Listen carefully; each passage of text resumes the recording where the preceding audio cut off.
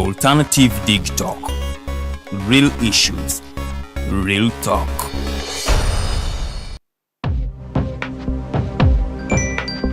Go to the church, Twali man, what's up? Man, can you imagine people just dump everywhere? Someone drinks water and throws the bottle wherever. Come on, Rogers. What else do you expect people to do with an empty bottle? Simanya now, did you know that plastics take at least 450 years to decompose?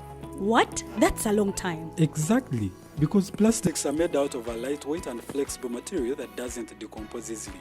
And plastics everywhere in the environment cause plastic pollution. What is plastic pollution now? It is the accumulation of plastic waste in the environment, like bottles, polythene bags, straws. All of these contribute to plastic pollution. I have been using them without knowing their effect. Yeah, a lot of people have. Plastics are a danger to the ecosystem, both on land and in water. So how can we overcome this problem? Is there something we can do? Oh yes, we can reduce by minimizing the use of plastics, reuse by repurposing them, or recycle by collecting and processing them into new products. Everyone wants to change the world, but no one wants to change themselves for the world. How about we change our habits for the world? And it starts with me and you. This message is brought to you by Alternative Digital. Looking for a pair of shoes? Let's Up Stores has a wide range of selection for unisex footwear. We have the best quality of all brands at pocket-friendly prices, and we make deliveries countrywide. Just place your order or reach us on 0772 08 0090. You can also check up at Let's Up Stores on all our social media platforms. Let's Up, craft your own footprints.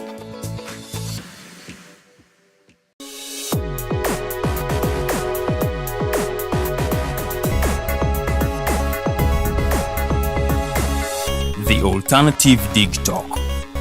Real issues, real talk.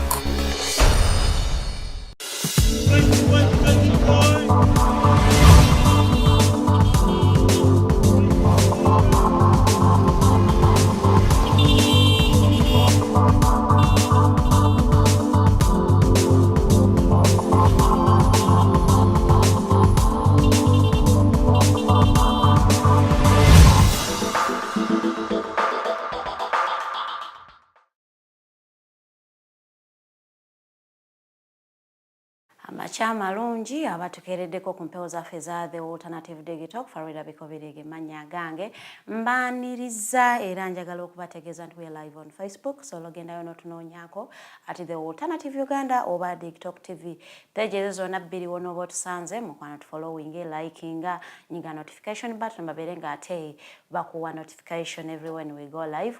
Tubeerawo buli lunaku essaawa zibeera bbiri ez'okumakya paka ssaawa 4 buli lunaku tubeera n'omugenyi ow'enjawulo. That means ne discussions zetubeera nazo ziba za njawulo. Kansuubire nti ate mukwano mu discussions zaffe obeeramu nekyofunyeemu ekyokuyiga. Monday up to Thursday tubeera ku nsonga current affairs biba bigenda mu maaso mu ggwanga. Ate Friday tuba tusosowaza obuwangwa awa culture, obuwangwa n'ennono tubeerawo wano n'omukulu Old Mokose Anthony nga tunyumyamu kooto okujjukiza by'olina okukola. Tuba tubakubiriza mudde wammwe, tubakubiriza mweyunire ennono yammwe kubanga ennono yo bwe buwangiro bwo yeggwe. It is what identifies you. Tuleme ate okukopperera ennyo oba okugenda nnyo ku madiini kubanga munnaye eddiini eyo it is also someone's concept. When it sinks into your mind ojja tandika okulaba nga ate mukwano oyagala nnyo obuwangwa bwo. But not until you understand that nti omuntu yakeera ku makya n'ayiiya eddiini, you will not love your culture. Naye sonze nkubiriza nnyo nti culture y'oba obuwangwa bwo is what is your identity. It is what identifies you. So olina okuba nga ate okyagala nnyo, okisosowaza nnyo nga tonnasosowaza ddiini lye baakupaatikako obupaatiisi. Ku Saturday tubeerawo wano n'omukulu Dr. Kiza Besigye yadde nga unfortunately last Saturday tetwabadde naye yafunye ebimu okutte omanyi omuyaga oguli mu FDC tegumulese nga atudde abeera here and there, so we apologize nti ate tetwasobodde kumufuna, but that wasn't his making or our making. Sometimes ng'omuntu ebintu bikwata, you have to travel yana, but singa naffe tusuubira nti mwabadde mulabyeko ng'ali side zeri agenza okuwerekerako munne, so baba balina ebintu bingi nnyo bye bali mu kulwanyisa, or he wouldn't make it here, so we apologize for that. Next Saturday we hope we are going to have him. Mwabalina ebibuuzo byammwe tubasaba mubikuume mubeere nga mubimuterekera, ajja kubanga ate abitanya bulungi nnyo. Abawagizi ba FDC simanyi oba tunyolwe wamu oba tusanyuke nti now you are seeing the malls, because FDC kyekibiina ekibadde nga kisinga okugamba nti everyone knows who is a mall. Buli omu aba aloopa that one is a mall, that one is a mall. Oba mbadde nga mbalabira ku kala ki, we do not know. Naye ng'omuyaga oguli mu kibiina ekyo saawa eno, munange omuntu omu yagera n'agamba nti the falling of a yellow leaf sounds a warning to the green one. Kati bw'olaba FDC ng'etandise okweyabya, munange owanuupu ng'ofungiza ekigenda mu maaso mu FDC kyandituuka ewuwo anytime, because naawe toli bulungi nnyo. So munange owanuupu nkubiriza nnyo tewabeerawo awali ekisobye tilongoosa, awalidde nti longoosa, otherwise omusajja yandikozesa enkola yemu gyakozeemu mu FDC, ekibiina nammwe n'akiyingira n'atandika okiyuzayuza. So n'akabonero ako kabeere ka mugaso nnyo nnyo nnyo eri mmwe abaNOP, kubanga kati munnaye mmwe baana baliwo, mmwe abaliwo ssaawa eno, naye bw'olabanga ekigenda mu maaso ewa neighbor wuwo otandika oteekawo ne weekugira kireme kutuuka, kubanga ekyatuuka mu DP tusuubira nti singa aba FDC bakitwala nga ekikulu, osanga singa tebali mu kubanga ate bali mu bye bali mu ssaawa eno. Ekiwayi kiri sayidi eno ekya omubaka wa Honorable Ssemujjunganda ne Lord Mayor omuloodi w'ekibuga Kampala Erias Lukaago, ate sayidi eri tulinayo Power, ate n'omukulu Nandala Mafaabi. Ekibiina bakiyuzizaamu emirundi ebiri, ate no ne tulaba ne founder w'ekibiina nga naye agamba naye si musanyufu n'ebigenda mu maaso sayidi zawali enajja nankumbi. Eno kinaategeerekeka omukulu ono talinnya najja nankumbi, oyo ono omukulu wa People's Government abeera nga atudde wali e Katonga, naye n'ayogera ebiba bitagenda mu maaso oba byatakkiriziganya nabyo. Munnange kiruma okubanga nti ate ekintu kye weetandikirawo abalala be bakiryamu, naye ng'ate tokirinaako bw'oyinza kikola okuggyako okuba ogolabogolako n'olaga obutali bumativu, naye ng'ate ebintu si birungi sayidi zeeyo mu FDC.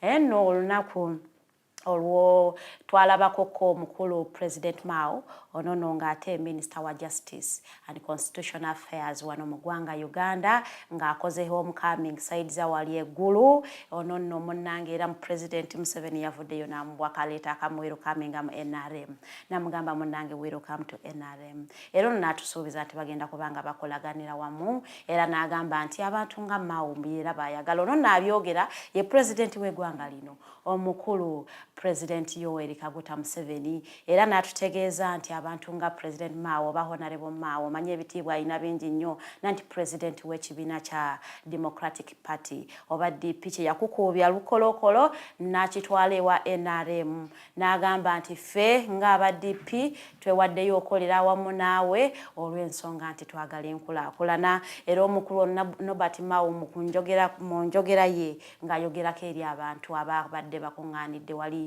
eggulu, yabategeezeza nti munnaye yamala ne yeezuula, n'agamba nti okubeera eno ng'alwanyisa omukulu President w'eggwanga tekijja kukola, n'asalawo amwegatteko abeereko naye ne kyateekako mu kuzimba eggwanga lye. Era n'agamba nti yadde ng'abantu abamu tebamu appreciatinga the fact nti President w'eggwanga lino Yoweri Kaguta Museveni amu appreciatinga kimala, nti mwabalala background noise temumalira budde. Era n'agamba nti omuntu asinga okutegera mwene nsi Uganda appreciating so that is enough. Era omukulu ono twalabyeyo ku mukolo gwe Sali Musalenga yatudde bulungi nnyo nga bamwaniriza omukolo guno gwasitudde abantu mu NRM ab'enjawulo ne boogerako eri abantu era ne bagamba nti unity yeyinza okukola okutwala eggwanga lino mu maaso kubanga buli lwe tudde okulwanagana oli n'akuba munne n'ono n'akuba munne tebijja kuyambira ddala yadde nga mu leeta President Yoweri Kaguta Museveni gye yawandiise yategeezezza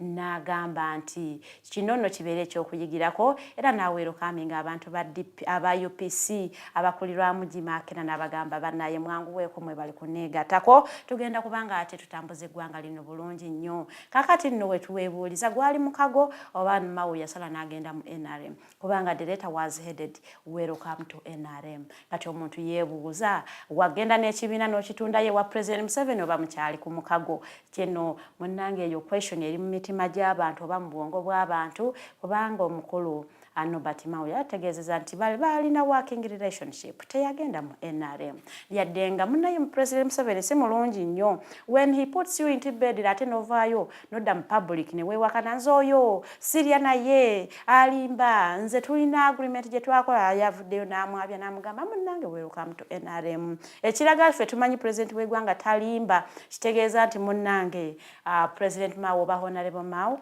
aye kati member wa NRM omukukutivu ne banne be yagenda nabo kati bonna bannakibiina kya NRM naye nga omuntu omunnauganda omutuufu nze seyalifuddeyo oba wa NRM oba wa DP munnauganda ye kyayagala yenkulaakulana twagala okulaba nti ate ebiteese byo oba endowooza zo gwe nga Honorable Mao ziteekebwa mu nkola oba ziri considered okubanga ate ziyambako bannayuganda kyekyandibadde ekikulu ennyo okusinga ate okugamba nti ate yavudde kati wa green ate wa yellow color doesn't matter what we all want is service delivery for as long as ebiteeso byaffe tumanyi nti olina endowooza entuufu for as long as ziteekebwa mu nkola no one will complain Church of Uganda yavuddeyo nerabula abantu ne bagana naye muve ku DNA no yawulamu families zammwe ebiwayi bibiri abaana ne babonaabona omukazi n'addukira eri naawe omusajja n'owaba emiwawa olw'ensonga nti DNA bajja kuba wa results ezitali zammwe abaana bo baboneebone olw'okuba ate munnange osabye DNA nammwe abalina abaana ababafaanana nga tekulina kabuuza nammwe musitudde abaana mubatwala mu DNA kyemunoonya bannaye mujja kifuna ate nga si kirungi nnyo mutandika okugamba nga muwala n'abakyala naye ng'omuwalanya n'omwana owuwo kubanga example weeri omukulu Musisi eyakola DNA wane Uganda emirundi 2 ng'eraga nti omwana si wuwe ate bwe bazitudde samples ne bazitwala wali e Nairobi mu Aga Khan munnange ate results tezaakomyewo nti omwana wa Muzeeyi Musisi so munnange abaana bo be gatwala ku DNA osanga n'obagobaganya n'obasuulira obwabwe n'ogamba omukyala anoonye taata waabwe bandibanga baana bo kyawandi munnange wandisaanye ne weekuba mu mutima n'osooka obanoonyaako n'obonoonoonyaako ate munnaye ffe tumanyi bulungi nnyo nti ate health sector yaffe eya wane Uganda si entuutumufu ennyo nti ate munnange ebyuma bye balina birungi nnyo so bw'obanga agoba abaana bo banoonyeeko oddemu okole DNA endala bw'obanga oyagala kukola bukakafu this time round ng'ogikolera outside Uganda genda ogikolera South Africa oba Kenya because their health sector munnange eri wagguluko okusinga eyaffe abanno ngenda naatera okumaliriza aba Brookside banono nga ba dairy products b'amata bavuddeyo ne beekubira omulanga nanti Kenya ya blockings dairy products okuyingira mu nsi yaabwe kakati munnaye amata gali mu kudiba era bano omwezi gw'omukaaga gwe tuvuddemu baavaayo ne bagoba abakozi baabwe 200 ennaku z'omwezi nga 23 ne bagamba bannaye muddeeko ewaka kubanga tetuyina kyakukola kubanga bo bagamba nti they cut production by 75%. Ekyo nekitegeeza ddala nti kati production gye bakola ntono nnyo olw'ensonga nti Kenya ya blocking ate amata okuyingira ensi yaabwe. Kino kinaategeerekako nti zino nno bali mu internal conflicts. Omukulu ali mu buyinza ate ne family ya Uhuru Kenyatta. Kino kinaategeereka bulungi nnyo nti Brookside munnange business ya Uhuru so kati olwa conflicts ezo ze bayina Ruto ne family ya Uhuru Kenyatta omukulu yagambye nti ate kati nze azali mu buyinza kanso kemba blocking amataga mu okuyingira ensi eno ndabe ate munagatunza ana amatage gabadde gasinga okubaga ebbeeyi nanti bagamba mbo tegabeera ddayiri oti malungi nnyo era nga n'abaana abato batera okuganywako kakati nno munnange bali mu kufigitinga banoonya katale Uganda wana akataliiwo kubanga ate consumption yaga amata banna Uganda birundira ente zaabwe ate agava wali embalala gabagala is nange ekikopo kya nusu lusanvu kati atodde ku block side owenkomi ebbiri so nno bano beekubiridde omulanga ne bagamba nti ate abakulu bano balongoose enkolagana yaabwe otherwise ayina toll GTC ate ku production yaabwe gwe tunulira n'employment y'abakozi 200 abatudde waka okuva mu mwezi gw'omukaaga paka kati nanti bakatinga production by 75%. That means nti bali tebetaaga abakozi abayitiridde nti kati bali mu kukolera ku 25% production. That means n'abakozi babetaaga batono nnyo ddala okubanga ate bakola nabo olw'ensonga nti kampani tekyalina beetonda products zaabwe ensonga eyo ensonga lwaki baba tebakyetaaga bakozi bangi gaali mawulire si malungi ku lunaku lw'omukaaga eyali omubaka wa Makindye West omukulu Honorable Hussein Kyanjo we yafiira waneeno mu ggwanga Uganda mu ddwaliro ly'Ekibuli omukulu ono kigambibwa mbu nno yafa kansa era gwabadde amazina yebbanga era ng'obulwadde buno ye tebwazze kibwatukira nti bwakanze nnyo abantu because bubadde public ebadde emanyi nti omubaka ono mulwadde era nga ono yawummuziddwa ku Sande oba olunaku lw'eggulo tujja kusaba Omukama Katonda omwoyo gwe munnanga agulamuze kisa agumye abafamire ye ab'eŋŋanda ate n'ab'emikwano n'ab'ekibiina kya Jema nammwe munnange mugume emitima kubanga tumanyi nti ate omusukulu ono abadde ayina endowooza ennungi ennyo era tujja saba Mukama Katonda amusonyiwe byonna ebyamusobako kubanga munnange mu nsi eno gye tutambuliramu tuli bantu tuba tusobya mu bugenderevu n'obutali bugenderevu so byonna ebyamusobako tujja saba Allah amusonyiwe kubanga ffe abasiraamu tumanyi kye tusinga okusomesaako ba kye basinga okutusomesaako kufa era they prepare you for this such that when death finds you obeera prepared notabeera ate ng'otya nnyo because nga bwe tumanyi nti omuntu anazaalibwa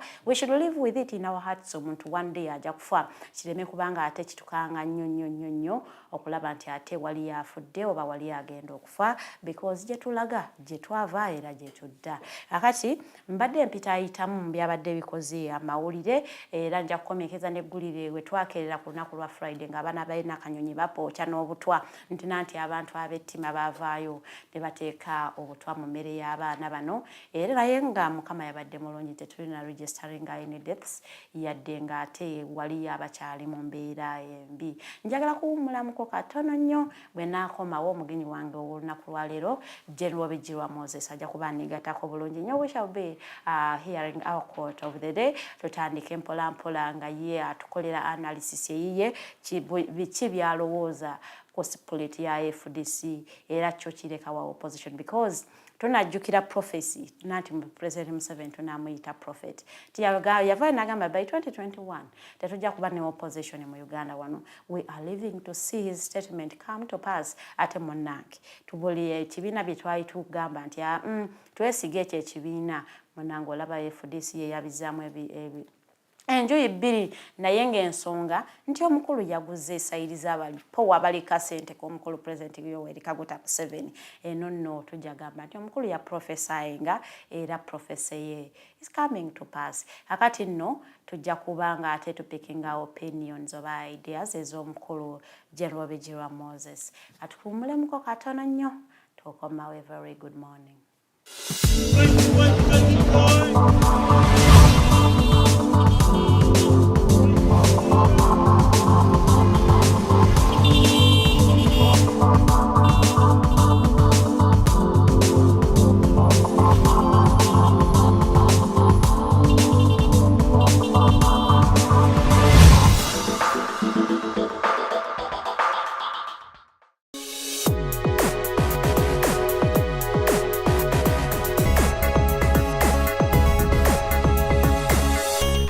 Alternative Dig Talk. Real issues, real talk.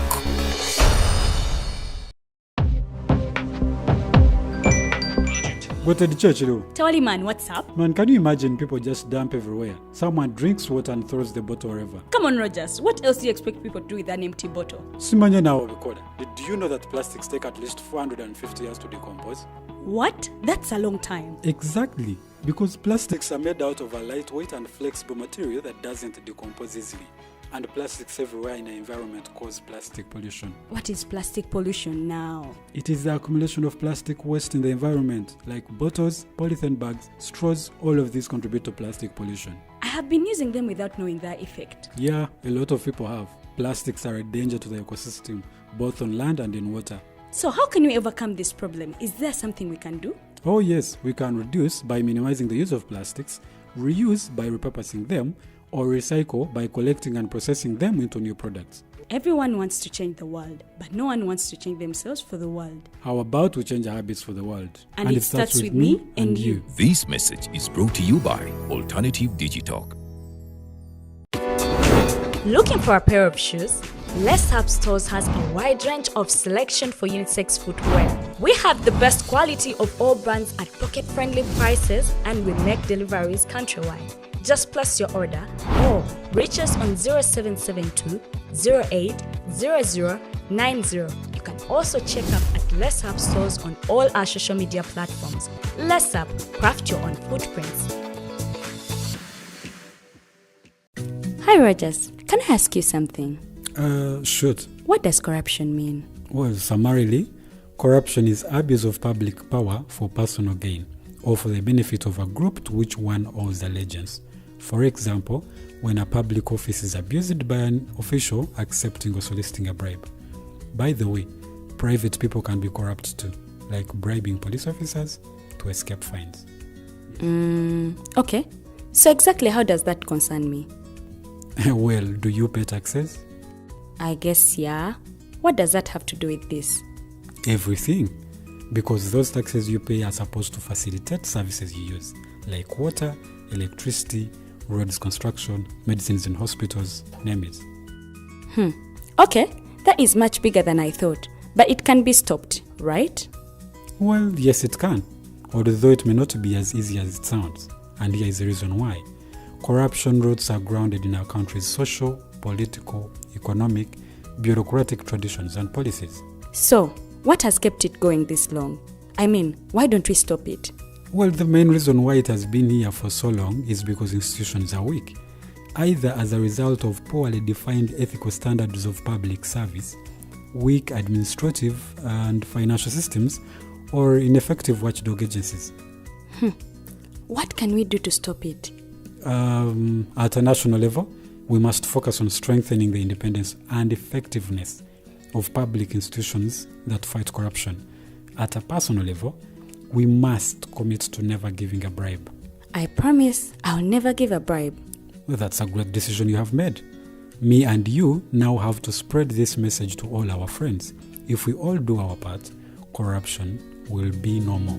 This message is brought to you by Alternative Digitalk. Are you craving for that special meal that will entice your taste buds and leave you with lasting thrilling memories? Look no further. Spice Island Bulenga has got your answer. Natural, fresh and delicious juice, the best meals. Don't miss our daily specials from Monday to Sunday. Pizza Wednesday, Saturday Pizza Bonanza, you buy one and take two. Come dine with us and feel the experience. We are located at Prime Shopping Center in Bulenga, Mitiana Road. For inquiries, call us on 0704 11 1720. Spice Island, we treat your cravings.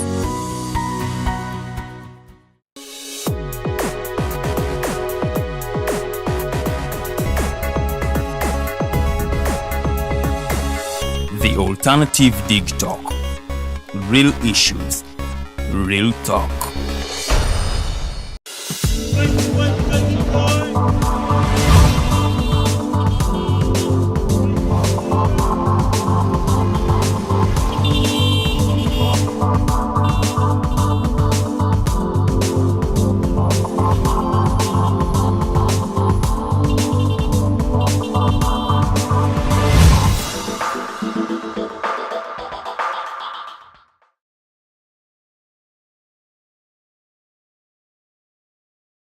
Ku Mighty Drive Farida bikoberege manya gange njagala okwaniriza omulundi ogwokubiri okutegeeza nti olunaku lwa Monday enaku z'omwezi ziri 24 tuli mwezi gwa July ate omwaka tuli mu 2023 ntudde mu studios n'omukulu General Bigirwa Moses okuva wali eri mu kibiina kya National Unity Platform agenda kubanga ate munnaye tunyumyamuko naye gye yayitidde weeki yamutambulidde etya amawulire agali mu busoga eyo kubanga munnaye tuba tetutuuseyo naye yejja abasiiba twamulabye atulyako emikolo nengamba omukulu yefudde haja azeemu kwanjula gwakubiri naye nga byonna ajja kubanga abituyisizaamu mpola yatunyumiza wano nga busoga abantu b'e Busoga bwe batasobola kugenda ate ne beeyunira omuntu wa NRM twalaba munnaye abasoga nga bagenze okulabako omutabanyi wa pulezidenti omukulu General Muhoozi Kainerugaba nga bayitirivu nnyo in good numbers naye nga ate yatulika kasala n'agamba nti omulimu gwenkoze Busoga mwete mugumanyi nakugumanya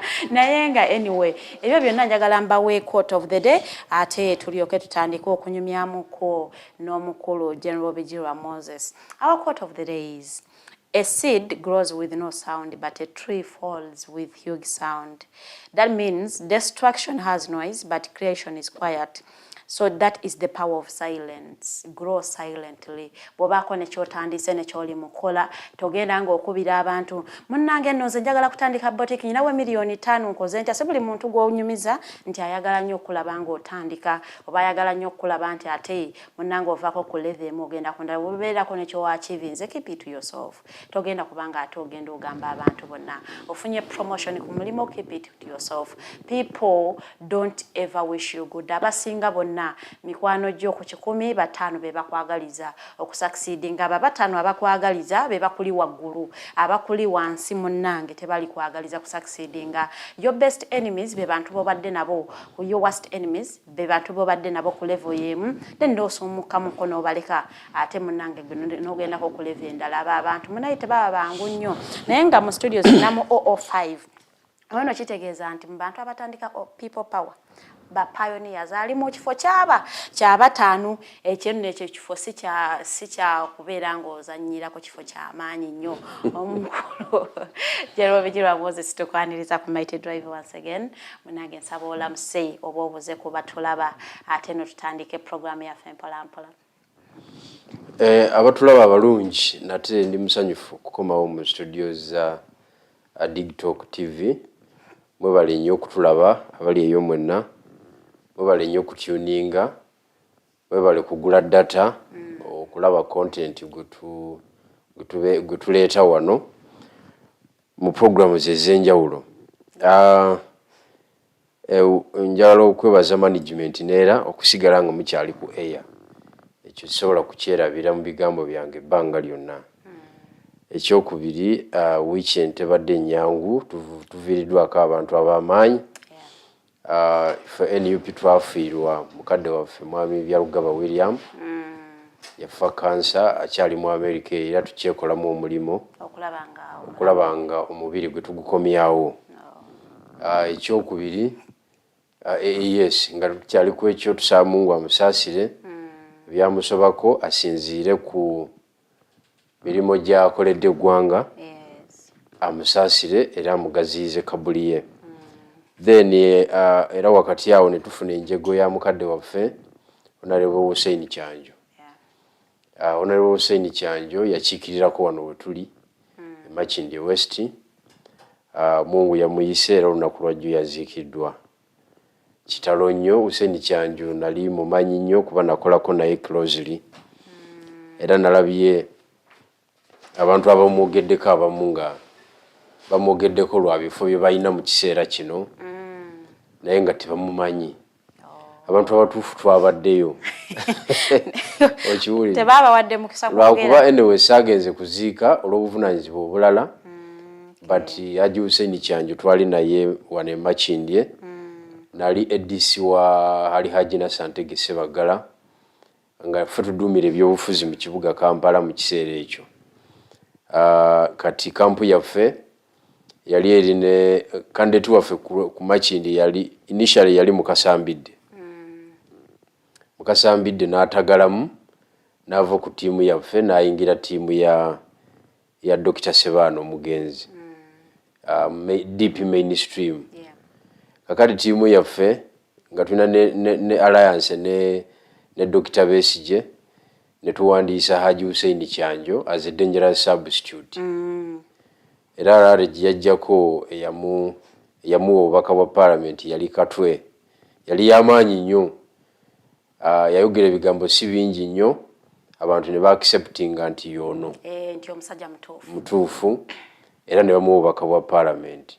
N'agenda mu parliament n'alaga ekitone eky'amaanyi, bannayuganda bwe baamulabira. So afudde muyinako ettaffaali. Yes, afudde muyinako ettaffaali. Unlike abo yakwatagana nabo later nga amaze ofuuka ow'amaanyi, neffe twali naye mu trenches nga tanafuuka, nga tanayingira house. So Mungu amusaasire, adde musajja mwesimbu, adde musajja nga mwerufu, nga talimba, ate nga ayina eddiini. Omanyi eddiini y'Obusiraamu yo egaana okulimba.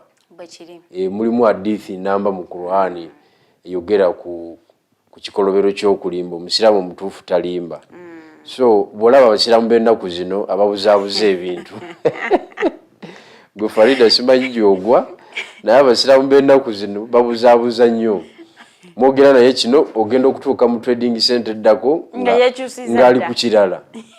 Kiwulira Kyanjo tabadde bw'atyo. So Mungu amusaasire, era singa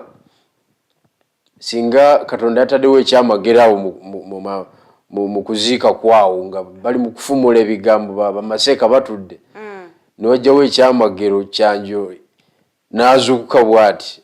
Yali badde awakanya ebigambo byadde bimwogerwako. Babadde bamuwaayira. Ababadde boogera bakuusa. Abamu bakuusa. Yali badde ebimu abagoba. Kyogamba abamu teyali bakkiriza kumwogerako kubanga tebatuukanda. So era sijja kusongamu ono noono, naye bo bemanyi, nalabye abantu nga mulimu abatali supposed kwogera kwani ku Kyanjo kubanga sijja basongamu, naye just bo bemanyi nga bali badde eri mu baziisi ne bali badde ne ku ntaana tebaali sembedde, bali badde eri nga bali badde mu parking baparkinga emmotoka zaffe ne basigala mu motoka, ffe tuzze okuziika because Kyanjo abadde purified nga ali clean, talina musaayi mu ngalo, ate nga abadde kwala ali yennyini. So Mungu amusaasire ebyamusobako. Olina lessons z'osobola okuyigira ku political journey ya Kyanjo yadde nga it was cut short, ate munnange eddoboozi ne lyonooneka, tetugambe nti ne balitwala ne lyonooneka nga takyasobola kugamba nti agenda representing Makindye West, olw'ensonga nti yali takyasobola kuba nga ateeka endowooza za Makindye ku table ya parliament. Biki by'osobola okuba nga ate omuyigirako opikingako from his political journey? Ekisooka okubeera ow'amazima, regardless of your political entity gy'olimu, bw'oba oli wa nsonga ng'oli w'amazima era eggwanga likupiikingayo ne likuleeta n'ozannya ku national team. So that truthfulness gy'abadde nayo, ne genuinity gy'abadde nayo, buli muntu yamu acceptinga. That is okay. Then consistency. Abadde consistent mu message ye nga tekyuka. Aliku ng'avuga line ya nkyuka. Era nga message gy'aleeta babadde bamugerageranya ku boogezi ab'enjawulo nti sijui semujju ayogera. Naye Kyanjo engeri gy'abadde asubmittingamu issues ze. Yeah, he was an orator. Tosobola kumugerageranya ne basemujju abaliwo ennaku zino. Because enjogera ya Semujju ya lujeregerero. Exactly. Okay? Wabata point yo kujijjayo bulungi amala kujerega n'okunafuya. Is a speaker, is a good speaker, osobola omuyita abeeko kyayogera. But toyinza muteekawo mu level za Kyanjo kubanga Kyanjo ye abadde awa message ey'ekisajja kikulu. A complete message. Nga nywevu ate nga inspiring abantu okitegeera. So wanjawulo nnyo era muyigiddeko ebintu bingi. Consistency kikulu nnyo. no okubeera w'amazima mu bintu bino kikulu nnyo. Obutava ku mulamwa ekikulu nnyo. Era ndowooza nange bwe nti wenze ntambula. Otandise okwesunira obudingi. Nze mbadde consistent. Kati olaba gwe badde omanyi nti kyanjo nakolako naye. Naye nze akugiddeyo ebyafaayo. Nkugambye bali abayogedde wali kati kiringa abayogera ku Katolo Bwama nga tebamumanyi. Bati Katolo Bwama ffe tumuyingiza Parliament 20 years nga abantu bonna 2016 nga bamulabanga munakatemba atasoma Kati gwe wamumanyira side zene za politics. N'abeerawo bali abamumanya mu side za katemba. Kakati ate yali nabo mu katemba gw'omanye entalo zali alina nabo.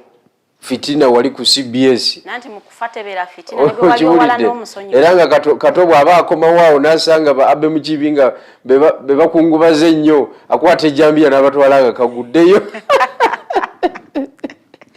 Oyo no tulina omukulu jero Bigirwa Moses. So naye nga n'ebusoga wabaddeyo bakadde baffe abaluzinze obulamu. Era kitalo nnyo abantu bonna naddala abaka muri municipality tubasaasira. Abantu baffe abafunye ebizibu ebyenjawulo, abantu baffe abali mu malwaliro etali ddagala, abantu baffe era ekamuli yetu tulinayo omukutu gwa Facebook baguyita movers and shakers gwe gusinga amaanyi mu Kamuli district yawo. Kakati nobawo omukutu omulala baguyita Busoga Sek gwe gusinga amaanyi ate mu Busoga. Era oba toguliiko oba okyali muntu wa bulijjo. Mbadde manyi mugenda tugoba nti oba tokyaliwo ebusoga. Oba okyali wansi baba tebanokulaba nsonga. Gulimu abantu abalabibwamu ensonga. Mbadde manyi gwakujoyininga nga weeyagalidde. So omukutu movers and shakers guli mu kwesolozaamu akasente. Ba members balinga 405 tubeeko ekintu kye tukutula. Mudwaliro lya mu General Hospital ye Kamuli. Otherwise abantu bagenda tufaako bagwewo okiwulidde. So ebyo byonna biri eyo tubasabira Mukama Katonda abasaasire. Kakati nja kuzaayoko last week munnange amawulire njegoye gondooza ebiri mu banna ibaba aba FDC obiraba bulungi nnyo. Olowooza embeera eri mu FDC erekawa opposition kubanga kati mmwe bwe kigwe wannayiba nga mwenna musamba side yemu mutandika mmwe kati abanupu okubanga muyina muche mupikinga lessons from what is happening in FDC kireme kubanga kitooke wamwe. Do you think ebigenda maaso mu FDC saawa eno bina kyebiyinza oba kyebikosezza opposition ya Uganda? Bikosezza ddala si FDC yokka bwe bitu ebyali mu DP bwe bitu ebyali mu UPC.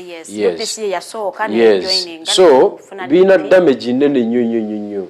Okujjako oli waba tagiraba aba amateur mu byobufuzi ekyokubiri byawogerako abatabitegeera. Okay? Kubanga public tuteeka ku nninga negamba Bigirwa tolina kyotugamba olaba bano nono abakusingako n'obunene bagenda wano. Okay? Ne batikulayo kino ne bakireeta kakati gwe. That is a negative effect mu struggle. Ekyo kigudde wa muliraanwa naye olawo ekyaffectinga nze. So kina bad effect ya amaanyi nnyo era tulina kusaasaanya Mukama Katonda abantu baffe ab'oku ground basigale nga bagumu. But your situation mbi nnyo eri ebyobufuzi bya Uganda. Ekyokubiri ekibiina ky'ebyobufuzi okusasika. Ebyo mbikuwa then nja ku opinion yange. Endala ku nsonga eyo. Ekibiina ky'ebyobufuzi okusasika kiba kireese obuzibu mu ggwanga. Kubanga ekibiina ky'ebyobufuzi kina rolo nnene nnyo. Ezimu ku pillars ezizimba demokrasia ow'ekimemete mu mawanga gonna. Political parties, they are part of it. Kubanga political party, one, ebeera training ground ya politics. That is true. Okay? Yeah. Before nga temunafuluma kugenda mu general public musooka ku exercising eyo. Okay? Yeah. democracy atambula atya biki kitu ebeera ekibiina ky'ebyobufuzi kiyambako okuzimba capacity building ey'aba individuals within the party. Okay? Ekibiina ky'ebyobufuzi kiyamba okutraininga abakulembeze. FDC ina abakulembeze nga bafulumiza ne bavayo ne bagenda mu bibiina ebyo. Yes. Deputy we. N'abalala bayitirivu nnyo. Okay. Yes. So eyambako okumentoringa okutraininga abakulembeze ne bajja baprovidinga skills ezo eri eggwanga. Political parties ziyambako okumanya how to communication skills. Ebina bino okubeera ne political academies. Ffe twabeeranga mu UID ng'otuula nga bwe tutudde wano ng'ali mu studio. Kati gwe n'obeera moderator. Engeri gye we expressing. Kakati nze nembeera n'otagala gutagala oli mu TV otagala. Otagala tomanyi byawe. Ensonga tunagigusa oyingiza bwendala okiwulidde ebyo byonna bibeera mu political parties ziri serious. Kati ife twabeeranga mu DP nga UID yekola ebyo nga moderator atuula wali n'alyoka akusoyasoya akajogijogi w'ebibuuzo n'abakubi b'amasimu ne bakuba ne tulaba response yo. Kakati ba invigilator ne bagamba obulamu Teresa eno area togijjeyo bulungi, eno area ogikoze otya ogijjeyo bulungi. Kakati olunaku ne luyita olulala nodda ne bakusindika oyogere mu lumbe olumbe ng'oli yakafa mu kuziika. Message y'omulumbe olwo tefaanagana na message y'omulumbe ng'oli yafadda bali mu kulwabya. Obulumi bubeera bungi. Oyogera otya kati ng'ebaziise kyanjo yesterday. Oyogera otya nga baziika kyanjo. Era oyogera otya nga tuzzeeyo ku 40. Ebyo byonna kibiina kya byabufuzi ekiri serious kibikuyisaamu. N'oyimirirawo n'oyogera ng'ali ku dduwa y'amakumi ebyo byonna kuteekateeka mu kulembeze. Omwo muva development y'eggwanga nga abakulembeze ba training. That's why ojja kumpita wano njogere esaawa mmeka? 2. Naye ng'ebigambo era tebinaba nakunzigwako. Because I was prepared, I was trained. Otherwise olina omuntu gw'osobola okuleeta wano for 30 minutes ebigambo ne bikola ki? Nakubuuza naye nga show emala bbanga ki? Okiwulidde n'atagalira mu show. Okiwulidde. So kitukola bubi nnyo ng'ekibiina kyonna kigwa. Eggwanga liriba likola ki? Era Mwami Museveni ali waggulu eri akuba bulatti alowooza nti kyamaanyi nnyo but eggwanga lye lifiirwa. Ekibiina ky'ebyobufuzi kiyigiriza okukola public policy. Because you a political party vying for power, bwe mukwata power ensonga ze mugenda okukola za ggwanga, policy ze mugenda okukola za ggwanga, oteekwa okuba nga wazimanya ng'okyali eri. Amateeka bagakola batya? Budget bagikola batya? Kwegamba bagiyisa batya? Process etambula etya? Kwegamba ekibiina ky'ebyobufuzi university ey'amaanyi yennyini esomesa n'ebisingako university. Training ground. Yes. Kati bwe tukiraba nga kigwa kiba kya mukisa mubi nnyo eri eggwanga. Naye abasinga obungi tebakimanyi. Abasinga obungi baba balowooza nti abo bannaffe bagudde bavuddewo kati ffe tuliwo. No. At the end of the day tujja funa eggwanga nga lyaba Idi Amin nani ne bajenozi be ebasula mbaaya nga be bakutte eggwanga. And it will be a tragedy. Gulaba Amin bwe yakwata ekintu because yali talina exposure yonna mu leadership wadde nga yalina w'amagye abantu byaleeta okukola cabinet. Bangamba nti alina gwe yawa minisita wa foreign affairs olw'okubanga yalinnyako ennyonyi omulundi ogwo oba yali agenzeeko London nadda n'atunula mu basajja be abaliwo n'agamba ani yalinnyako ennyonyi wano nti yenze afande nti ye kati gwe minisita wa foreign affairs. Okay? So ekibiina ky'ebyobufuzi kiyamba even okufuna skills of lobbying, okudiringa ne diaspora ne development partners, kubanga ekibiina ky'ebyobufuzi kibeeramu ebyo kuwandiikira ba development partners, kunegotiatinga nabo mu nsonga ez'enjawulo, kudiscussinga ideology eyammwe oba ekwatagana n'eyabali ne mutandika okukolagana kulobinga sente. Yes, ebyo byonna obitege na administration yennyini, administration ya party nkulu nnyo ewa omuntu skills ezimuyamba okutambuza emirimu emirala egy'obuvunaanyizibwa mu ggwanga, kubanga ekibiina tekitambuzisika. So nze bwe ndaba ekibiina kyonna nga kisaanawo, nze kiba kinkola bubi nnyo kuba mmanyi omugaso gwaki gwa party. Now eyo nga tuvuddeyo tudda kuba actors be FDC. Okay? Ne bye baakola.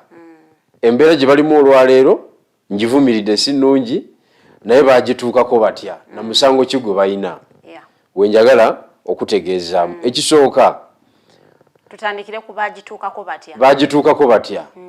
Baagituukako batya mu 2020. Of course buli kibiina kiba n'ensonga zaakyo. Waze kibiina tewaliwo kibiina kitalina kusika muguwa munda. Wano ne wali. Naye muguwa mugusika bwe mutambula. Kubanga ebiseera ebisinga temuyinza kukkiriziganya. Ekibiina kibeera na ideology emu, naye ate muyinza okubeeramu abalina endowooza endala. For example, muyinza okubeeramu abali liberal ba gentlemen. Ng'ensonga bazitwala mu ngeri ya baagala diplomacy. Ya kidiplomacy tutuulizige. Ne mubeeramu ne ba radical. Abagamba nedda ffe tuyimiridde wano okiwulidde oba gwakagwake okiwulidde. Kakati ebo bonna babeeramu mu kibiina, naye mu kubeeramu muba mutuula ne mulaba engeri gye naddala president general as the chief executive wa party aba alina okuapplyinga high level of skills ez'okutambula n'ebirowoozo ebyo byonna mu same organization. Kakati okusika omugwa kubaddeyo era ebintu bya FDC nzize mbibeeramu ebimu mbimanyi. Muntu engeri gye yajja ne gye yafuluma, Dr. Besigye roolo ye being a founder, ye godfather waabwe, engeri gyakyaliwo ekigambo kye kiwulirwa nnyo, niyo waba kuwadde obwa president n'atabeera nnyo n'aweera tokola nnyo makulu byonna nzize mbimanyi bulungi nnyo because I've worked closely with them. Kati mu 2020 bakkiriza okukozesebwa. Baani abakkirizibwa? Top leadership. Kati tulina ebiwayi bibiri. Pate. Abe najja nankumbi. Linda kunga tunateeka mu biwayi bonna. Ekibiina kyonna baatula ne bakkiriza. Ekibiina kyakkiriza okukozesebwa. Ng'ani akikozesa? Nga Jjajja Museveni yakikola ki? Yakikozesa. Top leadership agreed. Kasa top leadership ekkiriza. Ebe ba committees. Yes, ebe committees ekibiina. Yes. Kakati ekyaliwo mu 2020 twali twagala kukola coalition of the willing. Okay? Yeah. Nga presidential candidate yaliwo ye Robert Kyagulanyi Ssentamu. Yaliko amasannyalaze. Kati nga twagala tukole front edge. Nga twagala ye president. Okay? Yeah. Afune running mate asooka. Either Dr. Besigye oba any other senior leader mu FDC. Okay? Then bano ba leaders abalala babeere ba principals okuva mu region gye bakola ki? For example, Principal Nobert Mao. Okay? Kubanga mu kiseera ekyo twali tukyali naye. Yeah. Principal Nobert Mao abeere in charge of Northern Uganda. Principal Muriat abeere in charge of Eastern Uganda. Abeereko n'abamyuka abaki ab'enjawulo Basala Musumba, Banandala Mafaabi n'abala naffe ba Bigirwa. Kuba gye tuva ffenna. Yes. Principal Elias Lukwago abeere in charge of Buganda. and Kampala in particular. Central. Yes. Kakati Principal Dr. Besigye ne Mugisha Muntu in charge of Western Uganda. That was the political calculation. Information gye twali twagala okukola. Tujje tujanjulire bana Uganda. Mwe bani abagala ogikola abanupu. Bana Uganda. Kale ffe ba actors abali mu byobufuzi bya oludda oluvuga abagala okujjako obwana kyemalira. Ekyo kye twali tupanze. Nga tetwagala kujja mu kalulu. Era nga bwe twakajjamu najja nankumbi ina komanda waayo, sijui Sitawusi ina komanda waayo, abataakole makulu. Nga twagala kola front edge. Bana Uganda tubawe essuubi nti kuluno omusajja tumukola ki? Tumutuwala. Then eno ku bifo bya wansi tugende nga tukkaanya. Twana ekibiina fulani kyekinawo amaanyi katukiwa omukisa kirete parliamentary candidate. Nawala eggwanga nga lyangu okudimaketinga. Kyebakola nga jjajja abayita nga bagamba abakulu mu kibiina kye si kyokka ne DP nga bagamba mwategedde nti ye mwe abasajja abaludde mu byobufuzi ebbanga lyonna mukubye emundu mukaddiridde mu struggle kale nze abakaddiyiza neyesiganye mwegate kwoli omuyaye eyakajja obuzi nedda temukola kigambo ekyo bilioni 15 FDC mugende mwesimbewo. Twogera ku bilioni 15 billion. Okay. Mugende mwesimbewo. Bilioni 6 buli omuntu yamanya mundezi yafuna. Kubanga bwa amanyono zafunye. Ajanyiga. Kuba jajja agaba okusinzira ku capacity yo. Bwekiri. Bilioni 5 DP nagenda okoleki? Gendo oyo none. Nagenda mwesimbewo. Obudde bw'Abaganda. Nga bakulu bafulumayo n'ebisawo by'essente nga bayingira field. Ng'omukago guyiika nga Kyagulanyi bamusuula waawo nga tuyingira field feka. Okiwulidde? Kakati gwe tewalaba emmoloka zebagabanga mu COVID. Zebawanga jjajja mu COVID. Zamalira mu campaign. Ono bamuwadde abakabbeni nga 3, olina bamuwa drone nga 4 ziri zebagabanga mu COVID. Jjajja ziyasolooza. Yazidonatingira campus n'ebbiri. Bagende bamwesimbeko. Kumanya jjajja muyaye nnyo. Bagende bamukole ki? Bamwesimbeko. So ne bagenda era ne bakola ki? Ne beesimbawo. Ne basasanya ssente ne zituuka mu ba members baabwe, ne basasula nomination fee of candidates baabwe, ne bakubisa zi billboard ebibeerangira olwaleero byonna ssente baazigabana zaabatuukako. Igolizo okungamba nti Secretary General ne President bali receiving a center omwogezi n'atafuna. Omwogezi w'ekibiina kisoboka. Abantu bali abokka. Nze nkubuulira management ya party. Because mbibaddemu mbimanyi nakati mbirimu. Okiwulidde? Omwogezi tayinza butamanya. Kakati nga bakola ki? Nga bayingira field. Kati yo security ne Museveni. Security ngegamba Museveni nti kituba tukola tupampinga Muriat. Kande echa yerinnye. Nga bakuba Muriat tiya gas katono bamutte. Tiya gas ego nagwo walaba wa Muriat. It was a plan kulinyisa kande echa ye. Abantu bamanye. Abantu bagambe nti omusajja ali ku kituufu. Abonye nnyo. Bamukolako effujjo ne batuuka n'omutwala mu kooti wakati mu kalulu. Niyo kubadde nga ne principal of nakyo kyamutuukako. Naye kino ekyabano na nominating nga tali mu ngalo kumusaasira. Ebyo byonna yali ntandikwa ey'okulinyisa kande kyaye nga Amuriat ekibalo nga kiri ki nti Amuriat bw'alinnya kitegeeza Kyagulanyi akola ki? Aka. Sasira fe bana mawulira abali bakuba live najja nankumbi kati. Webale nnyo mwe bakubira bwerere. Kata batutte omusajja atunuuzaamu emundu. Nze nkubuulira. Kakati Amuriat bw'ayambuka Kyagulanyi akola ki? Because ye Museveni yali tayagala a popular Muganda candidate. Because Buganda is revolution. Yes. Okay? Buganda erese government nyingi bwezijjako. Kati tayagalawo wano player nga w'amaanyi. So tulina omukuba n'ateekawo ne propaganda ow'amaanyi ennyo outside Buganda ow'amawanga message eri against Buganda etambula nnyo nakati ekyatambula wabweru wa Buganda. Kakati ne bayingira ogwo omulimo ne bagukola ne bafuna sente zaabwe ennyingi nnyo ne bagula zinisani patro era obalaba bavuga ebyuma by'amaanyi. Ez'emmotoka z'amaanyi zebavuga zinisani patro.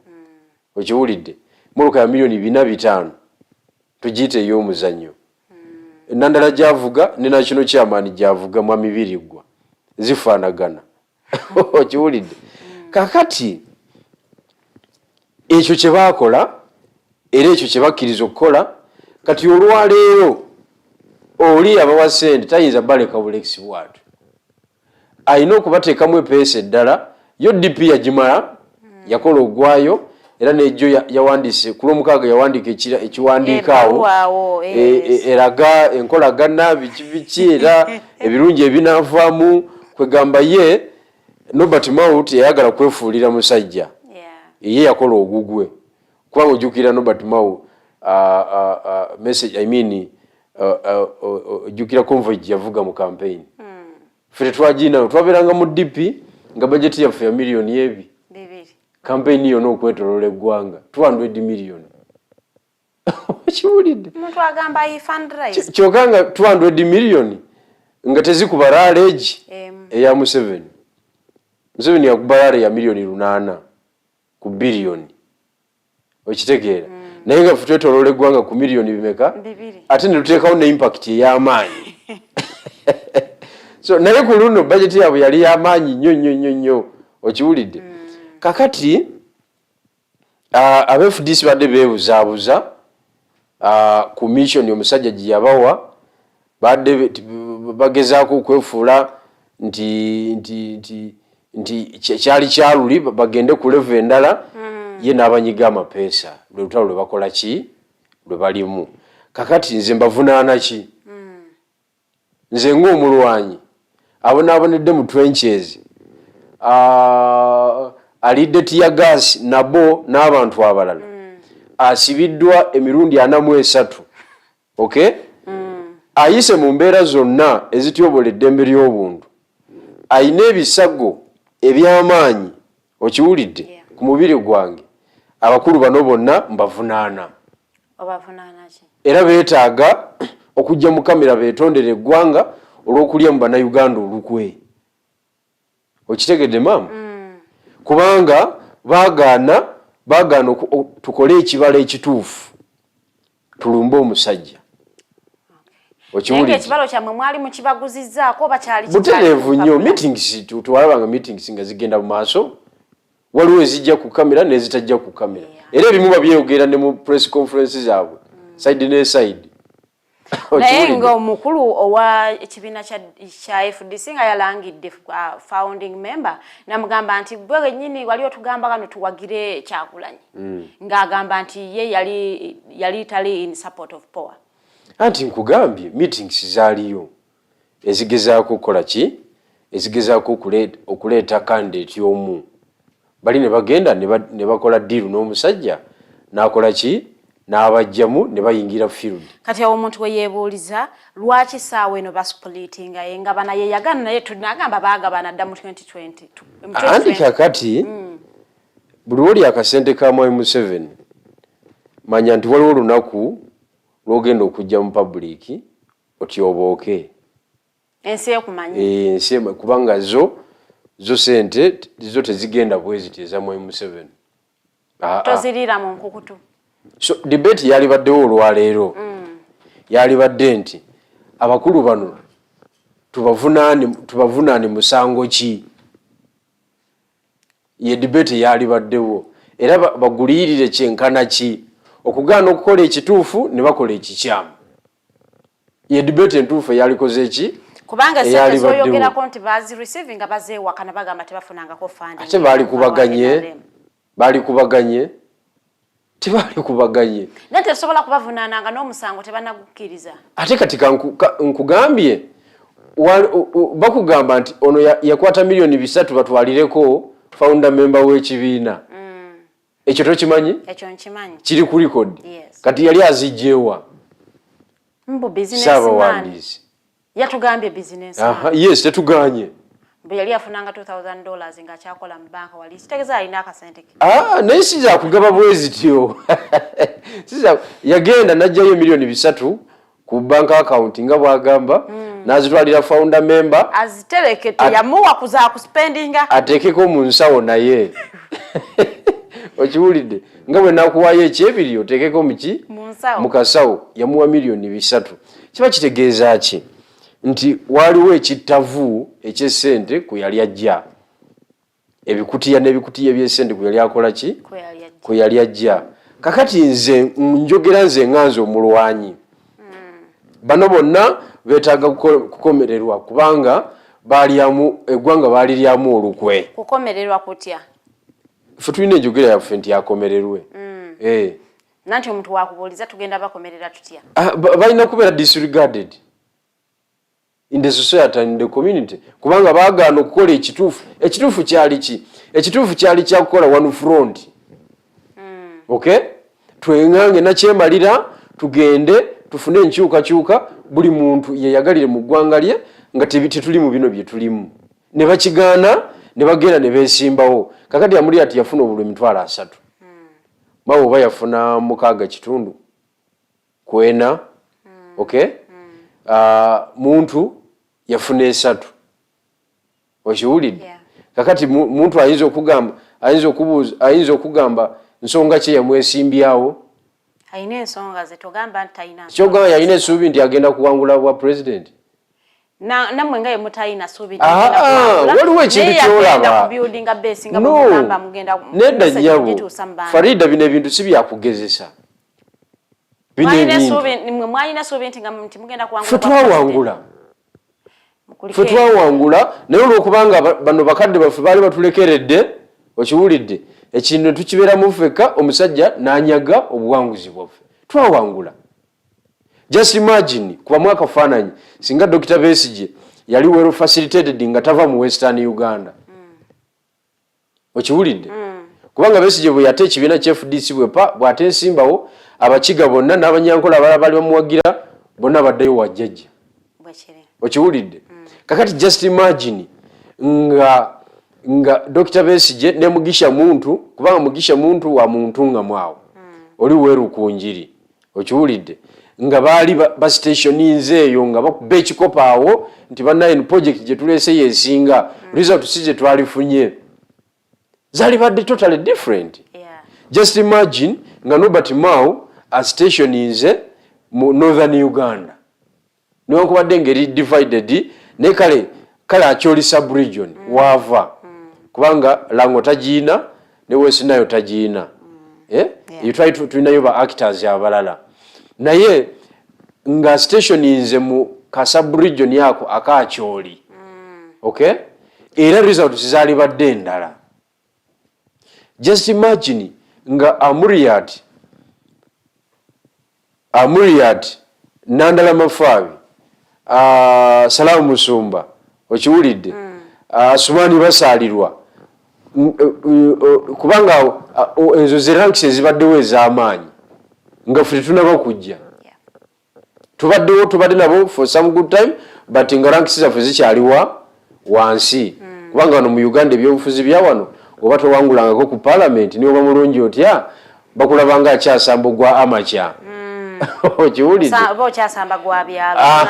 yes oba tunatuuka ku meeza nnene so nga ffe tugira mu namba 4 namba 5 which is okay tetukinaako mutawaana naye nga be bakutte Eastern region nga bagiriko bagimaaninze olowooza twalifunye results zifaanana zitya kubanga Buganda wano yali sorted ng'eri kiriya ebintu byayo bitambula osanga zaali badde different naye okimanyi nti ensonga saawa eno z'ogamba nti ze zaabuluzaamu FDC ze ensonga ze zimu ze bali mu kuvunaana Nuupu olwaleero nga bwe twogera nti nammwe kigambibwa nti mwajja ssente w'omukulu ate kakati twajja ssente w'omukulu ne zikola ki ne tuwaayo obuwanguzi bwaffe tekisoboka ekyo tebaleme kulimba kubanga oyo propaganda enaalemu amukozesa nnyo naye ze nkuwadde ekifaananyi ekyali off camera ekitajja mu mawulire okiwulidde nekubuuza n'okubuuza nti abakulu bano beesimbawo nga balaba public eri ku bo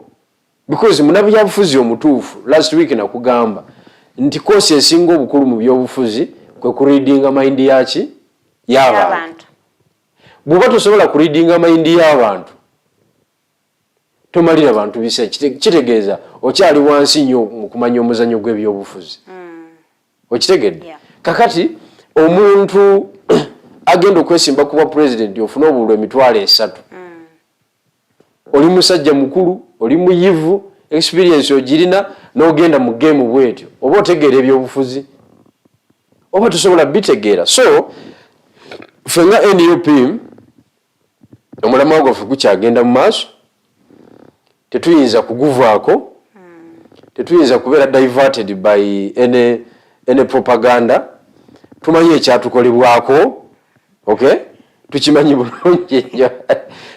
bulungi nnyo era mu kutukolebwako result zaabyo ebyatukolebwako ze zino olwalo zetukola ki zetulaba mu mawulire so abakulu baleme kwekaabya they contributed in this thing era njagala okutegeeza nti kye balina okukola olwaleero kwe kuyita olukiiko lw'amawulire nga bali bonna wamu saidi ya Semujunero Dimeya nepo wanenanda yes nga bali bonna wamu emu bagabe bana Uganda mutusonyiwe twakola ki twabalyamu olukwe mu 2022 I mean 2020 mutusonyiwe okay umalo otusonyiwa mukirize tutambule nga tugenda muki mu maaso singa ekyo ekintu tekikolebwa because we don't see it happen temulowooza mwenga abakyali mu politics ali genuine kati nga bwe mwetwala kati mwe abali genuine mugenda clearinga mutya denti ena aba FDC gye bakoze okubanga ate muwininga support y'abantu kakati ekituyambye mu Uganda kati abantu wansi tosobola bashakinga wadde okuba muvinga tosobola era kati struggle tekyali determined by the top leadership. It is determined by? It is determined by the masses. Masses gwebeeriko yoyo abaaliko mu ekyo ekiseera. Masses teri after political party. Masses teziri after your religion oba your tribe.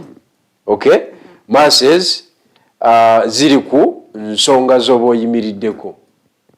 Okiwulidde. Era olwaleero ne Robert Kyagulanyi Ssentamu president wange bw'aba avudde ku mulamwa. Okay? Yeah. Era akunumba na mukyala we. Bannayuganda b'ensonga bazisigalako.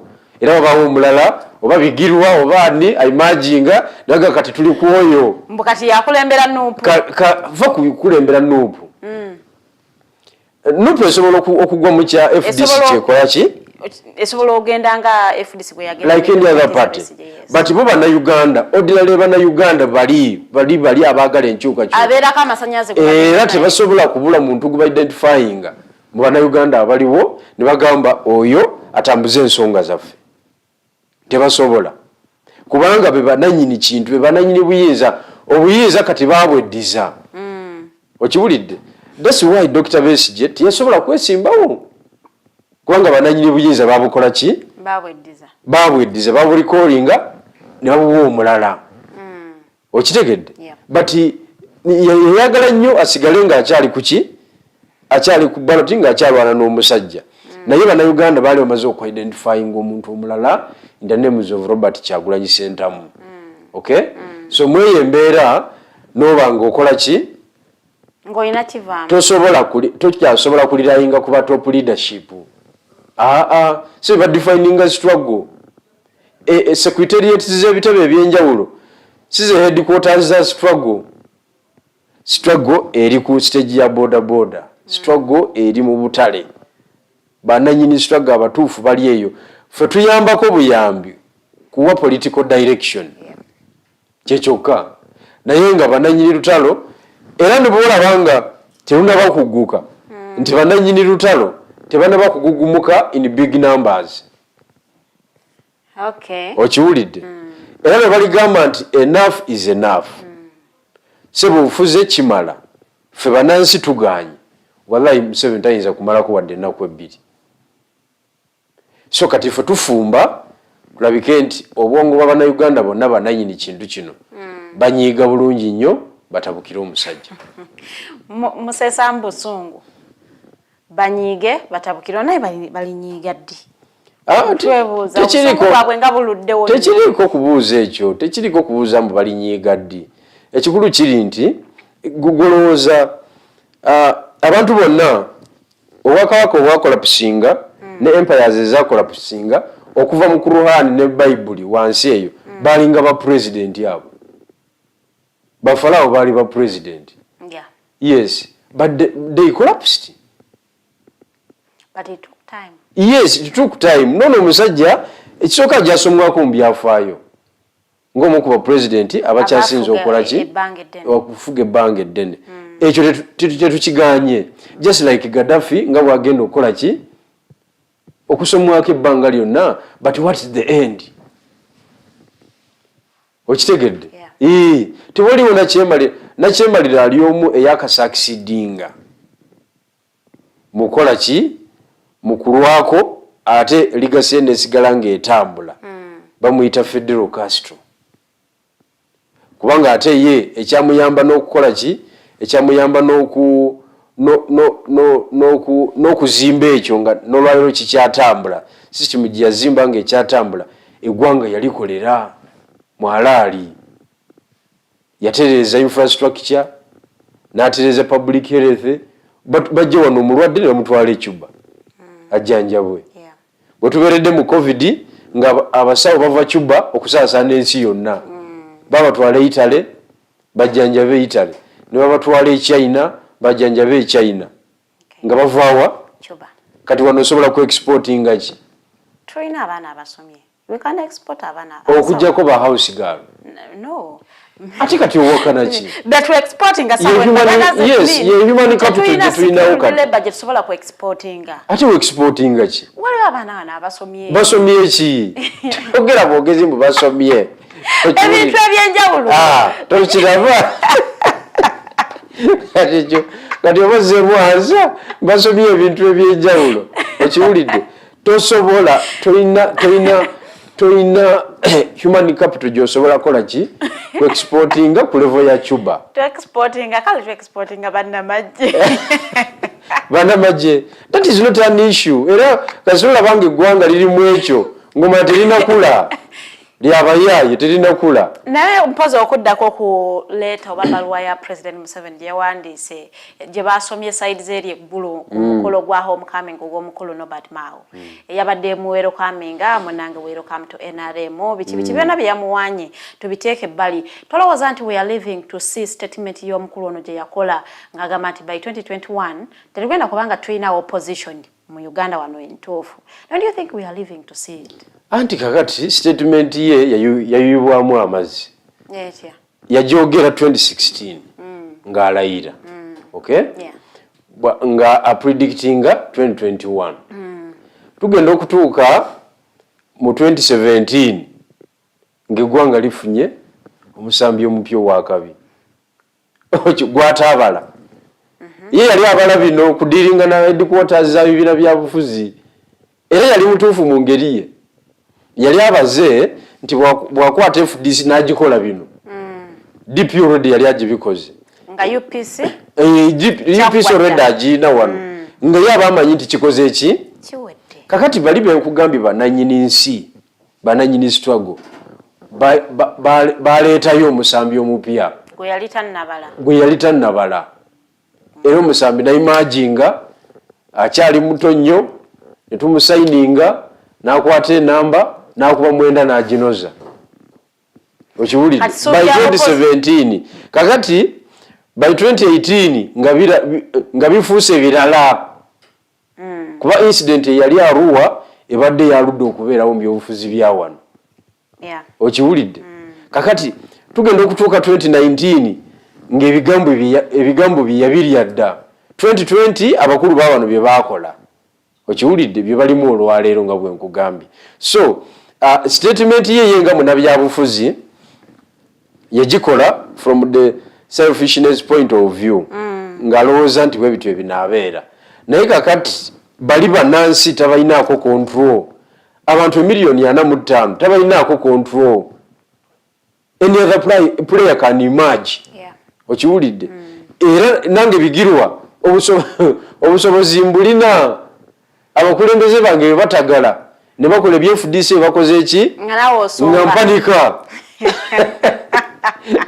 nga nange mbatwalamu emyaka gye nkoze eki gye mbatutemu kintu kyakweyagaliza si kweyagaliza but struggle bwetyo bwekola ki bwetambula kwegamba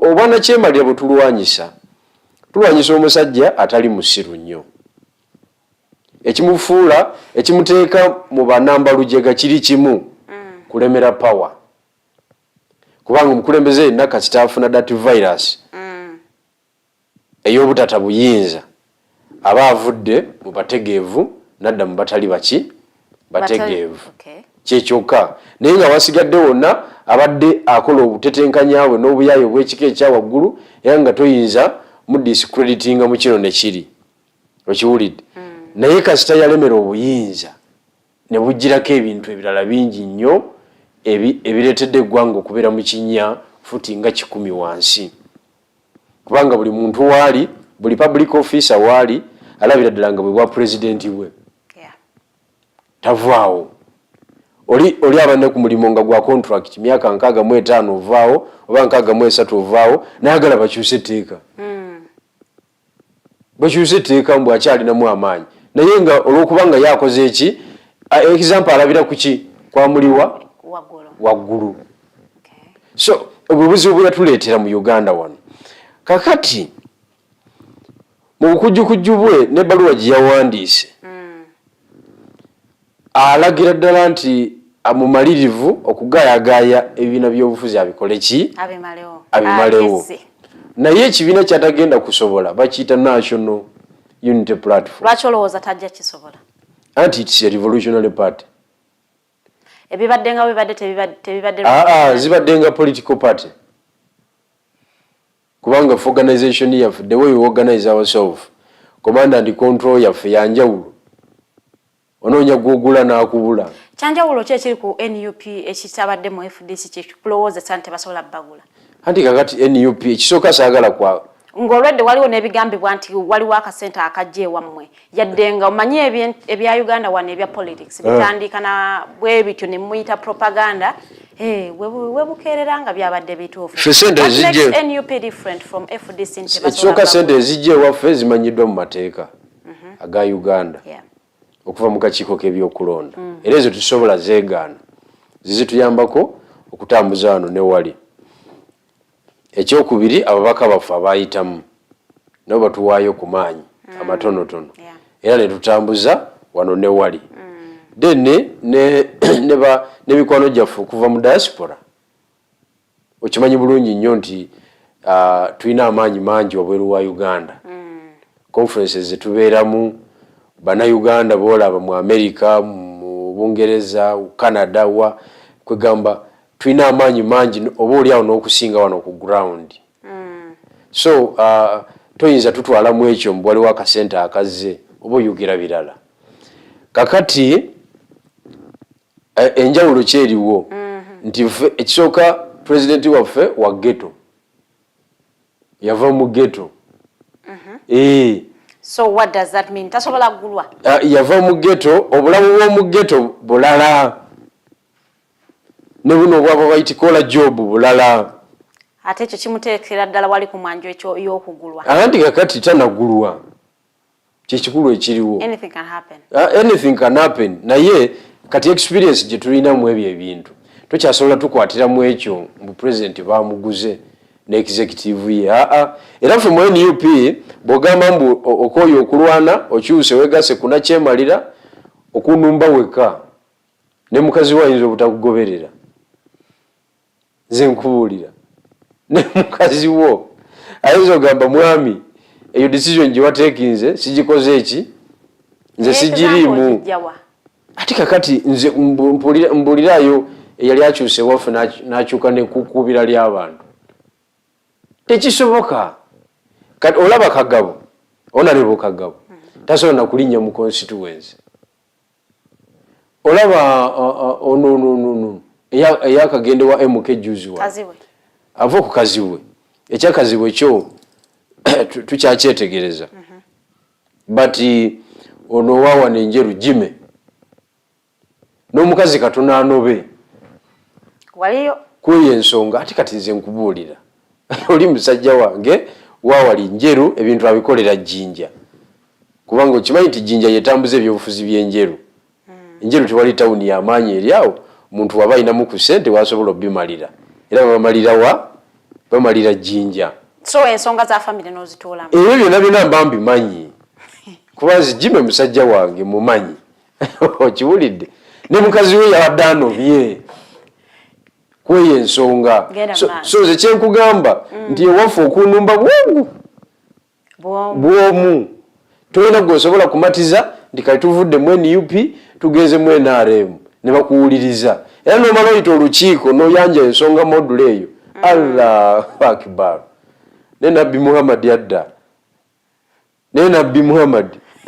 adda n'akulamula nze nkubuulira kubanga bakufulumya meeting nga tolina nangoye so ewaffe birala fe strategy yaffe esinga obukulu kwempawalinga abantu kubanga abantu be balina okulwana oluki n'okuluggusa si kwempawalinga ba leaders waggulu but kwempawalinga ba local people. That is the difference. Okimanyi nti NUP gye tulina saawa eno ye FDC gye twalina mu 2006. Ati kisoboka. And no one could predict nti FDC basobola okera ku macha ne bagigula as you are saying now nti basobola kugula NUP. Anti kakati nkugambye tekisoboka kubanga kiri kyali kibiina kya byabufuzi. And this is a revolutionary political organization. Byanjawulo. Tewali njawulo for as long as it is all politics. I'm telling you enjawulo weeri mu nzimba ne mu nteekateeka okiwulidde. Kakati ffe waffe ebintu tulina engeri gye tubitambuzaamu nga yanjawulo. Okiwulidde. Ewaffe osanga n'omubaka wa paalamenti ng'akaaba amaziga. Agaki. Ng'akaaba amaziga pulezidenti simulaba kakati nze bannaye ng'ali vulnerable. Ekyo kyennyini kyekigenda okubaguzisa mu ggwewo. Anti kakati nkubu ekyo mankuga kati osanga ebibiina ebirala ng'omubaka wa paalamenti azitowa okusinga party president. Ng'omubaka wa paalamenti waba tanatuuka mu meeting tetandika. Mwene UP tekisoboka. Abakola decisions tebali mu paalamenti. Okiwulidde. Nabwo mutasobola kubeerako ne kimuyisaawo nga president takiyagala oba takiwagidde. Ate president yabeera president kubanga ekisooka ye number one. Mutambulira ku opinions. Ye number fenna tuba tufiidinga ye. Kankubulira ebyo. He agrees with ekibiina ebintu bitambula bitya. President yagenda okuvaayo okujja okola pronouncement yonna.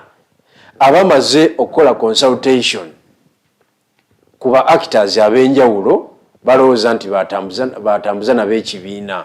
So agenda okola pronouncement yonna ng'eri agreed on. Okitegeera? Sigamba nti akeera bukeezi ku makya n'ava Magere ne Babbi n'ajja Kamwoki oba Makerere n'akola n'ayogera byagala. No, biba biteeseddwako. Talina kyafiirwa okwata essimu waba tasobodde kundaba physically n'ankubira essimu n'agamba Bigirwa ensonga eri bweti ne bweti obadde ogamba otya nti nti nze mbadde ngamba bwenti. For example twayisa constitution okiwulidde yali debated for almost a full year nga tugidebatinga close ku close era waliwo articles tutakkaanyaako. Bigirwa Moses, sagala ontwale ku nsonga ya constitution. We all know what happened. I tell you know what? I am telling you. I am the authority. No, yes. The authority. You are telling lies. The good thing you are not a Muslim, so I will not hold you until against the religion. Bigirwa sina bodde.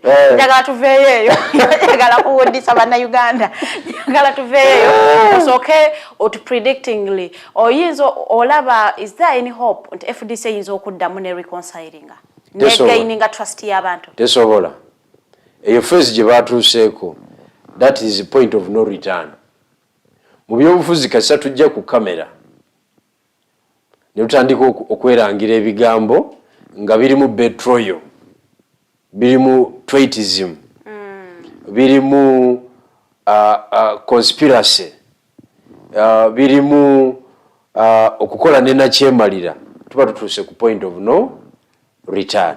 So FDC we are saying good. Tesobola kutereera era tesobola ekigenda okubeerawo kiri kimu nti Amuriat ne timu ye nenandala mafaabi bagenda kutegeka okulonda. Yeah. Sham election. Okay? Era baddemu office.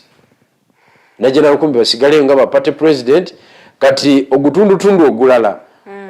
Ogwase muju Lord Mayor n'abalala Dr. Besigye bakole ebintu bibiri. Ekisooka bayinza okola pressure group eyaabwe. Tuyina PFT. Bayinza okola ye ekirala. Okay. Ekipya kubanga kiba kize ne wave evuddewa. Yes. Oba ifo kuba erokaminga mu national unity platform. Okay. Officially. The option zibakoze eki? Zibasigaza. Naye bali bananyi bali bo ekibiina bakikoze eki? Bakyeddiza. Kubanga mu byebibiina abeera secretary general ne party president. National chairman ne bozirira kuki? Ku ntoli. Ne bwokola otya toyina kyoyinza kukola mu kibiina nga toyina secretary general, toyina ne president. Tosobola. Okay. So ekibiina kya FDC kyawedde in my opinion.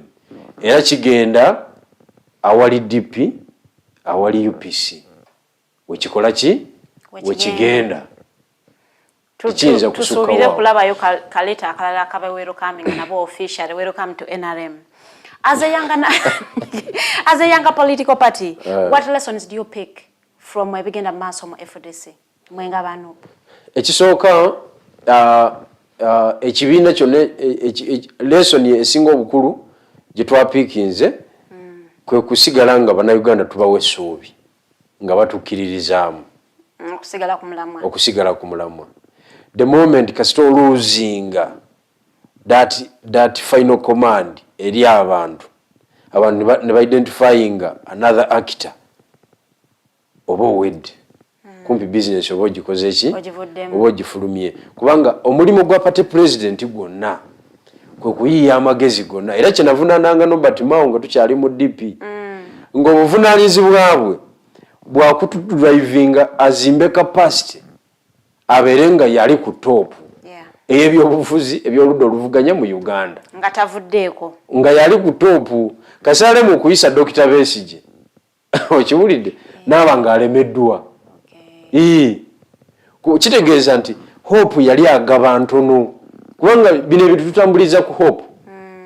Awatali ssuubi olutalo terutambula tebakulimba terutambula so tutambuliza ku hope yetuyamba okutuuka ku bitwagala byonna yetuyamba okugaziya enkolagana zaffe n'amawanga amalala yetuyamba n'okugaziya obwagagavu bw'ebibiina because abantu baba kuinamu ki trust. So FDC kasa ya losing public trust. Owekitiibwa Kyagulanyi Ssentamu na imaging n'agibaka. That was their downfall. So naffe tulina okukibala ennyo kubanga tetuluzinga ki naye ate era bw'olwawo nga togusa bantu kye baagala era bakukuba. So tukola misana na kiro okuprovinga trust y'abantu gye bakola ki gye baluteekamu bw'olwawo ennyo abantu bakwegobera nati bw'ogenda kubeeranga kubanga oba ofuuse nomo ate nga we are in abnormal situation so toyinza kubeera nomo. Kakati that is point number 1 as a lesson. Point number 2 as a lesson is that mu byonna bye tukola tulina okwewala that moment niwe bantu nno nnyo wootuukira okola ekintu nga kiyamba nakyemalira eyo moment tulina okugyewala. Tewayinza kubeerayo moment yonna nga bye tuli mu kukola nakyemalira abikola ki yabifunamu. That is wrong. That's why these guys balina omusango gwe nkugambye nti balina okujja betondere balina okwetondera public because baagana tukola alliance eyawamu omusajja n'abawa ssente ne bayingira ekyalo banoonye obululu naye nga bakimanyi bagenze ku kifu kibakola musajja yakikola ki so tewalina kubeerawo that moment nga Bigirwa byakola Museveni yabikola ki yabifunamu eyo lesson y'amaanyi twagiyize toyinza kuyamba opponent wo oba enemy wo y'okusucceedinga kitegeeza oli wa mugaso nnyo gy'ali n'okusinga omuntu omulala kati oba oli wa mugaso nnyo ew'omulabe gwe tulwana naye kiba kitegeeza ki kiba kitegeeza nti ate ggwe oli wa bulabe nnyo erifu abali mu lutalo. That is a big lesson. Yeah. Naye kusinziira ku biriwo kati saawa eno ne history nga bwe tuzze tumulaba, do you think tujja kufunako enkyukakyuka wano nga tufrontinze candidate waffe wa kibiina okuva mu opposition katugambe kalenga n'opponent kati gye tusigazizaawo ye political party ediwo nti tumufrontinze Kyagulanyi Ssentamu tugenze tukubya akalu 2026 n'akawangula ne bamulangirira genuinely nga tewali kugamba nti batubya akalulu bukuusa bwonna. Is that the hope that Ugandans should be having? Okay, tujja kuba akalu tufune omubaka I mean leader omulala atali President Yoweri Kaguta Museveni. Museveni oba ayagala oba tayagala oba gwako oba gatonya obukulembeze ajja buvaako kyo kituufu naye abafudde kati eyo nsonga ndala naye ng'abukoze eki ajja kubuvaako ng'abuvuddeko ekyo buli omu akimanyi ajja kubuvaako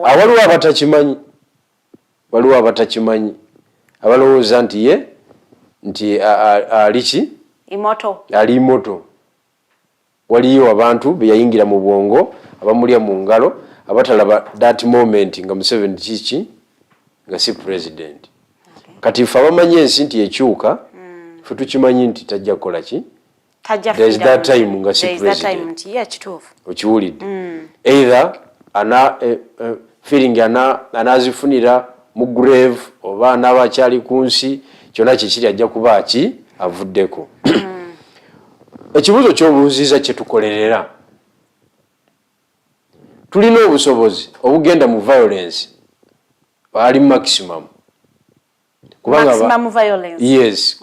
abantu bali ku side yaffe rali ze tukuba bikibi kyenkuŋŋaana abavubuka boolabanga tebalina hope tebamanyi kiddako baba bakusaba ki bakusaba bikozesebwa bagende mu nsiko mutuwe ebikozesebwa ffe tutobe n'omusajja and they are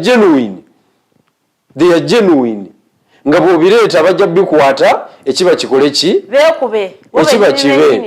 ekiba kibe now tetwagala kugendayo because tulowooza nti eggwanga liba likola ki liba liyiwa omusaayi twagala change political change ng'eri genuine yegenda okuyamba eggwanga lino era omusango ogutuvunaanibwa nti tetumugjeeko tetunakwata power ogwo musango gutuvunaanibwa mu bukyamu okay because Mwai Museveni okubba akalulu si kyabwasita si kyabwakabi okunyakulawo obuwanguzi bw'Abannayuganda n'obweza ekyo si kyabwakabi tewaliwo award gyayinza kufunamu ekyo okujjako kumuwandiika mu bitabo ebyabannakyemalira abaali babaddewoko so ebyo byebitabo byoyagala ogendemu oba waligenze mu bitabo bya Mandela okiwulidde kubanga mu kitabo kya Mandela tayinza kuwandiikibwamu muolwo olukalala we bayita abantu nga Mandela abantu nga Barack Obama okiwulidde abantu nga David Cameron okitegedde and those are the people abajibwako reference ezitambuza ensi okiwulidde Barack Obama yajja e Cairo wano n'addressinga olukiiko lw'abakulembeze ba Africa n'abagamba nze mu America nkyali popular nkyalina amaanyi era nsobola okukola ki nsobola okwesimbawo nenziramu n'empangula but amateeka gaffe gagamba nkoma wano and that's all. Let me ask you, Bigirwa, as a country, do we practice democracy or not?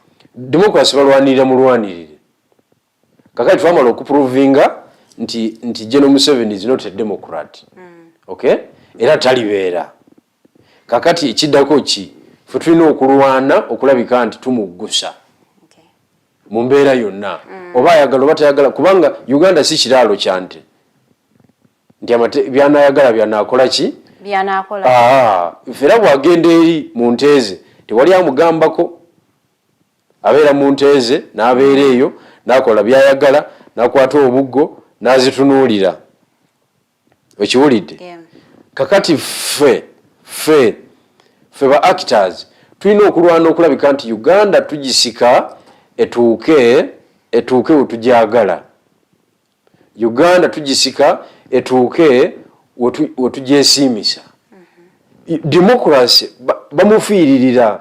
Abamerika baafa okutuuka we bali awo, baafa. Bwogera n'osoma American War of Independence baayiwa omusaayi. Bwogera n'osoma speech ya Patrick Henry yawa speech eyasembayo ne bagoba Abangereza mu America. Okiwulidde?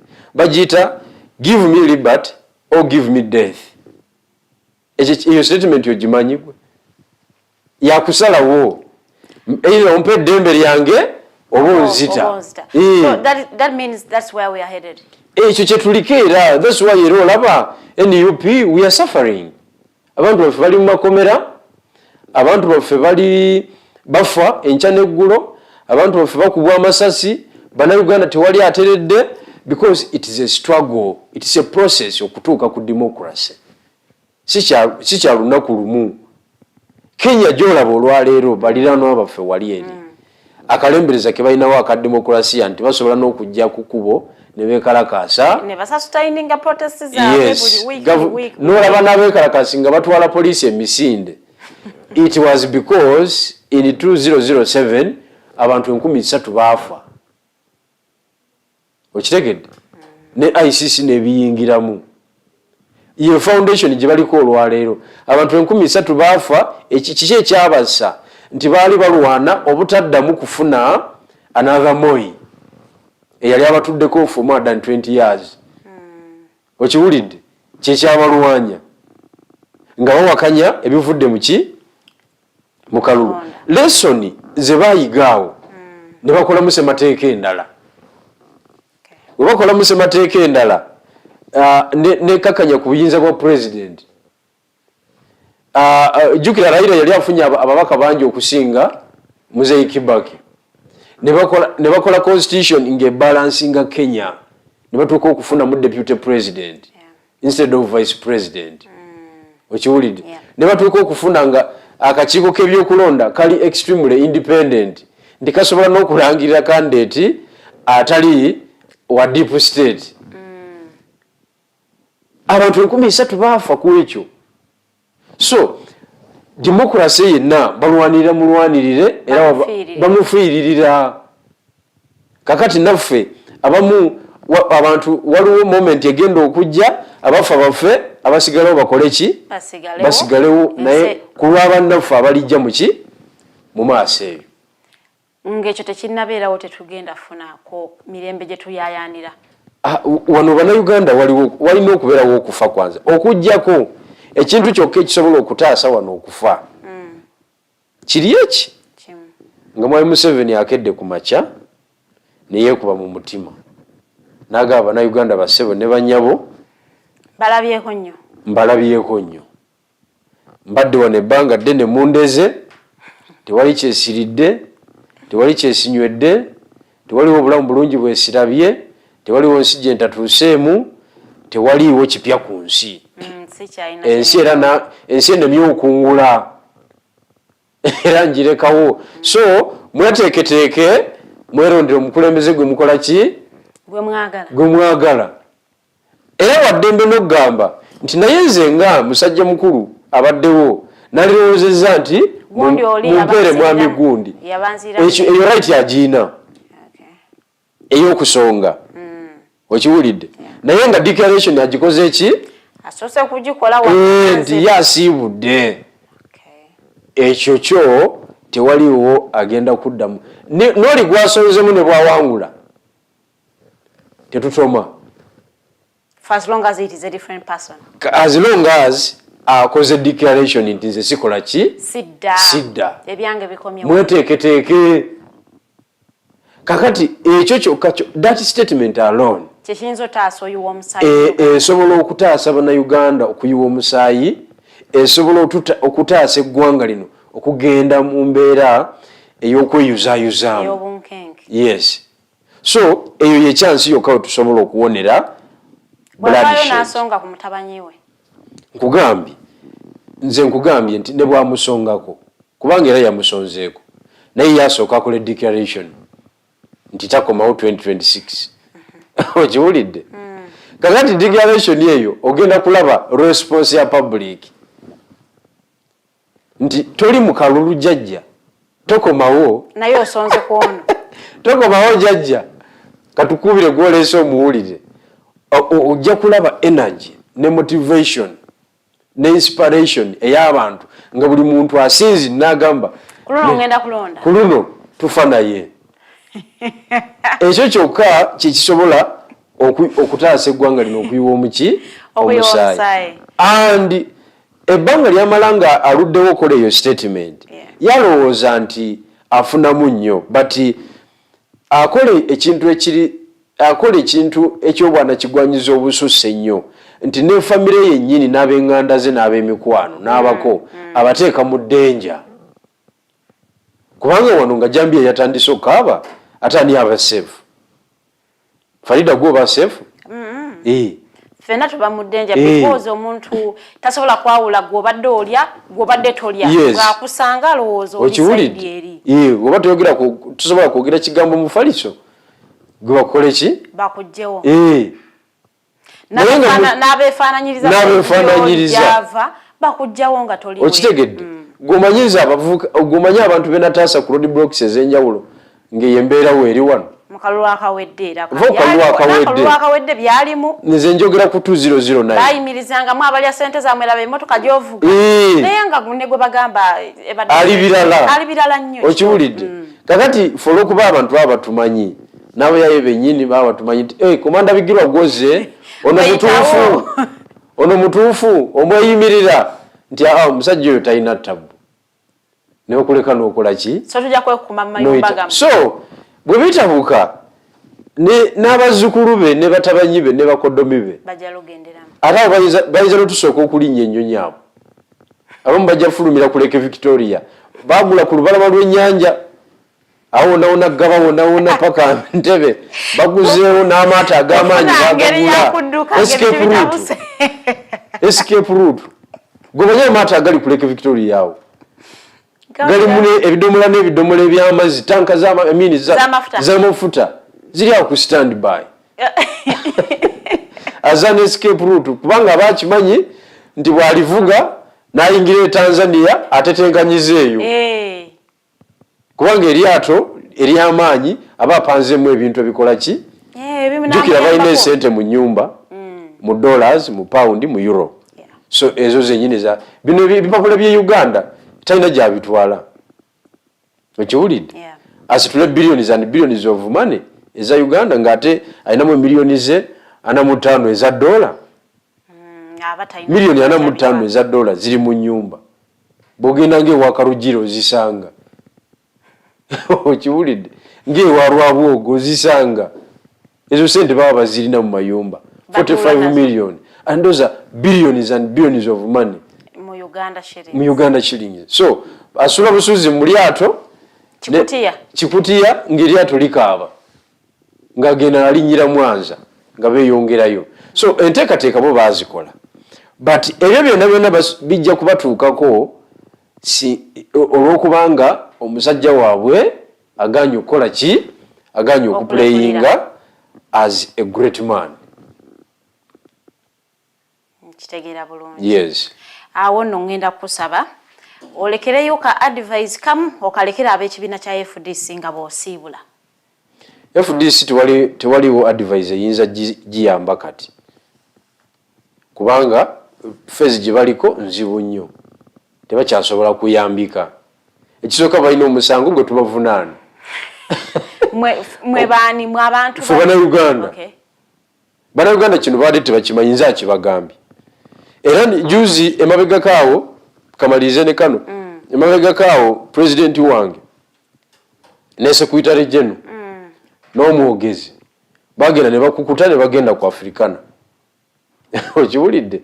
Bwe bagenze sijui mu joint biki joint United Forces of Change era oluzungu ne lwogera lungi nnyo.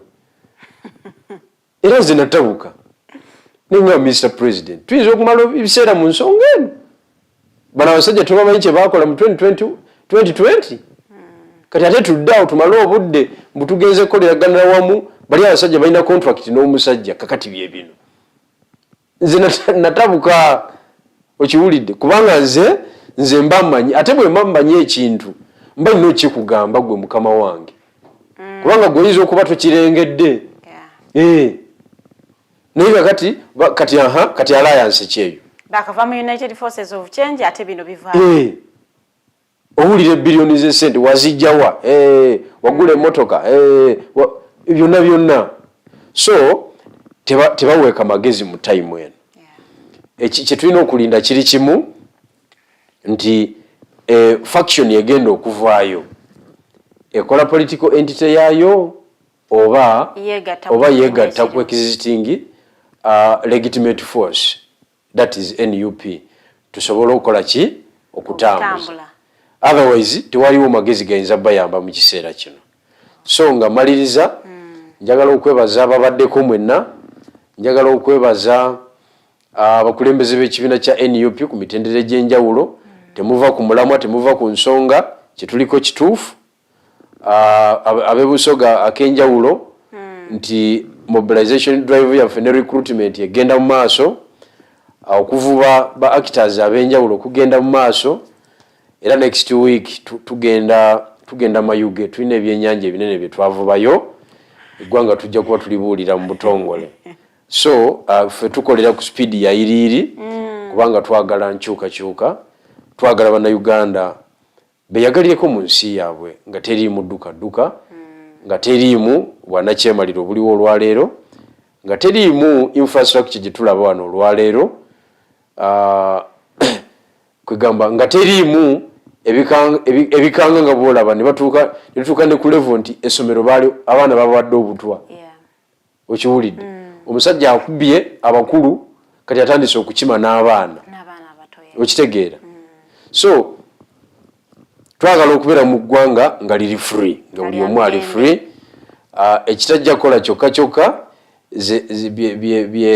z'empisa eziteetaagisa ezitali zaffe wano ng'ebisiyaga n'ebintu module eyo.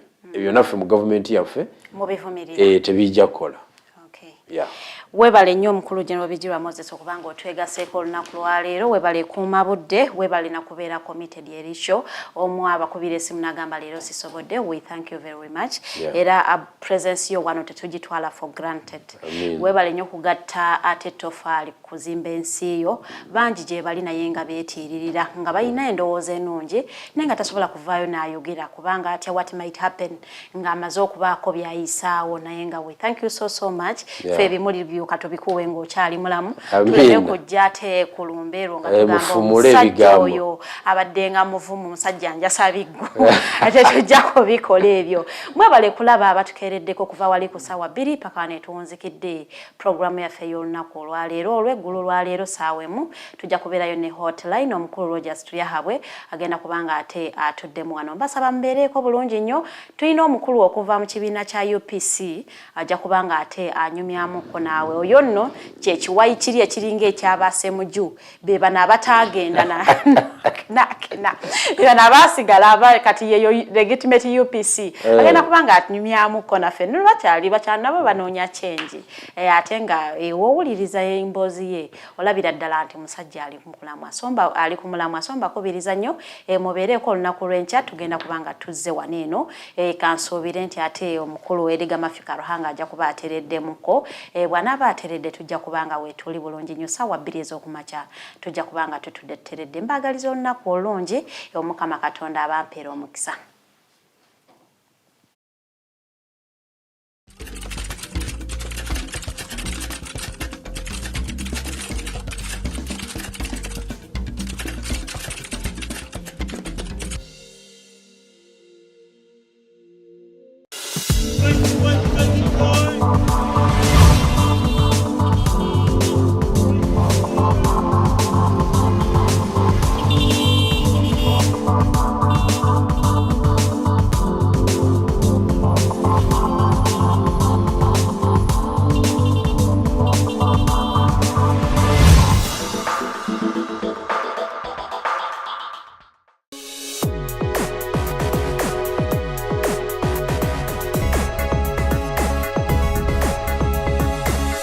The Alternative Dig Talk.